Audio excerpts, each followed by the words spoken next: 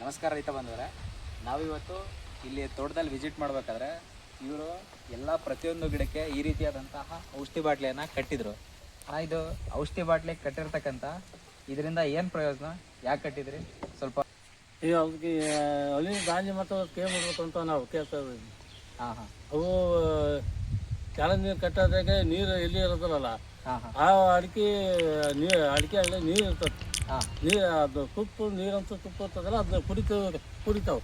ಅವಾಗ ಹಳ್ಳು ಹೊತ್ತು ಉದುರ್ತಾವೆ ತಳಕ್ಕೆ. ಹಾಂ ಹಾಂ ಅವು ಫಸಲ ಕಡಿಮೆ ಆಕತಿ. ಹಾಂ ಹಾಂ ಇದು ಈ ರೀತಿಯಾಗಿ ಸೌಂಡ್ ಮಾಡೋದ್ರಿಂದ ಅಳಲ್ ಮೇಲೆ ಹತ್ತೋದಿಲ್ಲ ನಿಮಗೆ. ಹಂಗಾಗಿ ಇಲ್ಲೆಲ್ಲ ತೋಟದಲ್ಲೆಲ್ಲ ನೀವು ಈ ರೀತಿ ಕಟ್ಟಿದ್ದೀವಿ. ಈಗೆಲ್ಲ ಭಾಳ ಹೋಗಿದಾವೆ.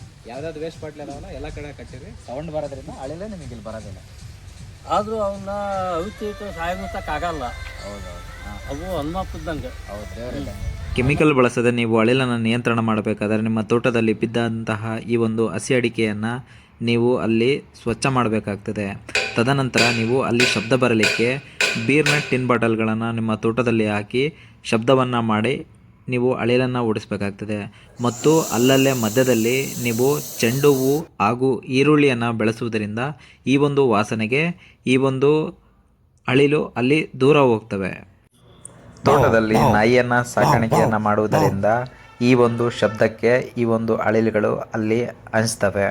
ನಿಮ್ಮ ತೋಟದಲ್ಲಿ ಈ ಒಂದು ತೋಳದ, ಹಾವಿನ ಹಾಗೂ ಗೂಬೆಯ ಗೊಂಬೆಗಳನ್ನು ಅಲ್ಲಿ ಹಾಕುವುದರಿಂದ ಈ ಒಂದು ಅಳಿಲಿಗೆ ಅದು ಭಯವನ್ನು ಉಂಟು ಮಾಡುತ್ತದೆ. ನೀವು ತೋಟದಲ್ಲಿ ಹಕ್ಕಿಗಳನ್ನು ಆಕರ್ಷಣೆ ಮಾಡುವುದರಿಂದ ಅಲ್ಲಿ ಇರ್ತಕ್ಕಂಥ ಅಳಿಲುಗಳನ್ನು ಅವನತಿಗೆ ಇದು ಸಹಾಯವನ್ನು ಮಾಡುತ್ತದೆ. ಸ್ಪ್ರಿಂಕ್ಲರ್ ಸಿಸ್ಟಮನ್ನು ಹಾಕುವುದರಿಂದ ಈ ಒಂದು ಅಳಿಲುಗಳು ಅಲ್ಲಿ ಎದುರುಬಿಟ್ಟು ಜಾಗವನ್ನು ಖಾಲಿ ಮಾಡ್ತವೆ.